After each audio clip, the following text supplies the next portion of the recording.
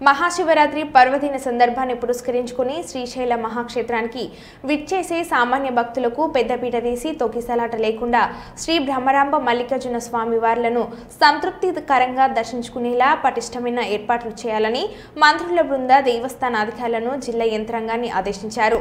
సోమవారం దేవస్థాన అన్నప్రసాద వితరణ భవన ప్రాంగణంలోని కమాండ్ కంట్రోల్ రూమ్లో దేవాదాయ శాఖ మంత్రి ఆనం రామనారాయణ రెడ్డి, రెవెన్యూ శాఖ మంత్రి అనఘని సత్యప్రసాద్, హోంశాఖ మంత్రి వి అనిత, రాష్ట్ర రోడ్లు, భవనాలు, మౌలిక సదుపాయాలు, పెట్టుబడుల శాఖ మంత్రి బీసీ జనార్దన్ రెడ్డిలు,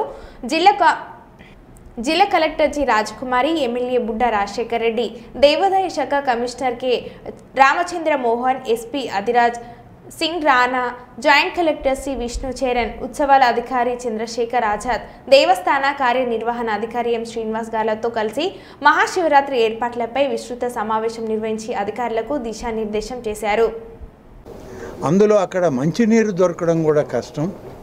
ఇటువంటివన్నిటిని కూడా అటవీ శాఖ అధికారులతోటి, రెవెన్యూ అధికారులతో సమన్వయం చేసి ఆ చిన్న చెంచుగూడాలు, చిన్న గ్రామాలు ఏవైతే ఉన్నాయో ఆ ప్రాంతాలన్నింటిలో కూడా భక్తులకి త్రాగునీరు కానీ ఆహారం కానీ దొరికే విధంగా ఏర్పాట్లు చూడాలి. ఆ వచ్చినటువంటి అటవీ శాఖ నిబంధనల్లో ఉన్నటువంటి త్రాగునీటి బాటిల్స్ కానీ ఇటువంటి అన్నీ కూడా ఏ విధంగా సమీకరించి డిస్పోజ్ చేయాలనే దాంట్లో సూచించడం జరిగింది.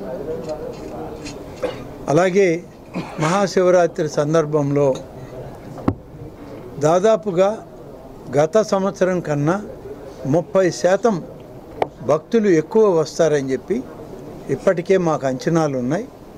ఈ 30% భక్తులు ఎక్కువ అయ్యే కొంది దానికి తగ్గట్టుగా ఇక్కడ ఏర్పాట్లు ఉండాలి, మ్యాన్ పవర్ ఉండాలి, అన్ని డిపార్ట్మెంట్లలో సమన్వయం రావాలని కూడా చెప్పడం జరిగింది.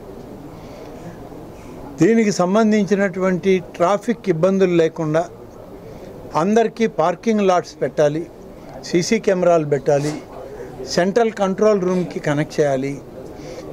పార్కింగ్ ఏరియాస్ నుంచి వాళ్ళ సత్రాలకు, గెస్ట్ హౌస్లకు వెళ్ళాలంటే అక్కడ మినీ వ్యాన్స్ పెట్టి వాళ్ళని తరలించడం చేయాలి అని చెప్పి కూడా సూచించడం జరిగింది. 1 తారీఖు నుంచి కూడా తీసుకొని ఆదేశాలు ఇచ్చాం. హోల్డింగ్ ఏరియా సిస్టమ్ పెట్టడం జరుగుతుంది. మేము ఇది ప్రాక్టికల్గా కూడా విజయదశమి దుర్గా ఉత్సవాలప్పుడు చేసి చూసాం. పోలీసులు కూడా ఈ కంపార్ట్మెంట్ సిస్టంలో కొంత బ్యారికేడింగ్ చేసి కంపార్ట్మెంట్లు చేస్తాం. ఒక 500 మంది 600 మంది అక్కడ ఉండేటట్లు ఒక్కొక్క కంపార్ట్మెంట్ ఖాళీ అయ్యాక రెండవ కంపార్ట్మెంట్లో భక్తులు మొదటి కంపార్ట్మెంట్లకు వెళ్ళడానికి ఏర్పాట్లు చేస్తాం. అవసరమై ఇంకా ఎక్కువైతే రోప్ పార్టీస్ని కూడా కంపార్ట్మెంట్స్ లాగానే తయారు చేసి రోప్ పార్టీలను కూడా పెట్టి భక్తుల్ని క్యూ లైన్లలోకి వదిలిపెట్టడం జరుగుతుంది. ఎలాంటి తొక్కిసలాటికి ఆస్కారం లేకుండా ఈ 12 రోజులు కూడా ప్రతి ఒక్కరికి దర్శనం జరిగే విధంగా ఏర్పాటు చేస్తాం.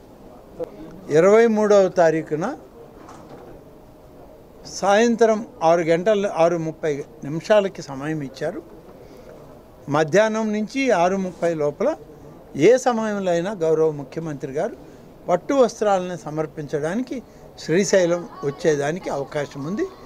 1-2 రోజుల్లో మా సోదర శాసనసభ్యులు, ఆలయం అధికారులు, అలాగే దేవాదాయ శాఖ అధికారులు, జిల్లా మంత్రి గారు అందరూ కలిసి ముఖ్యమంత్రి గారిని స్వయంగా వారికి ఆహ్వాన పత్రిక ఇచ్చి ఆహ్వానించడం జరుగుతుంది.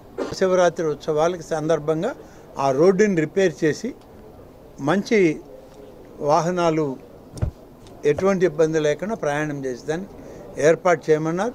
2 రోజుల పాటు ప్రధానంగా 25, 26 2 రోజుల పాటు దేవస్థానం పరిధిలో ఉన్నటువంటి టోల్స్ కూడా ఏవైతే శ్రీశైలం టోల్ గేట్స్ ఉన్నాయో టెంపుల్ టోల్ గేట్స్ కూడా ఫ్రీ చేసేస్తున్నాం. డబ్బు తీసుకునేది జరగదు. ఇవి భక్తులకు కూడా మేము మీ ద్వారా విజ్ఞప్తి చేస్తాం.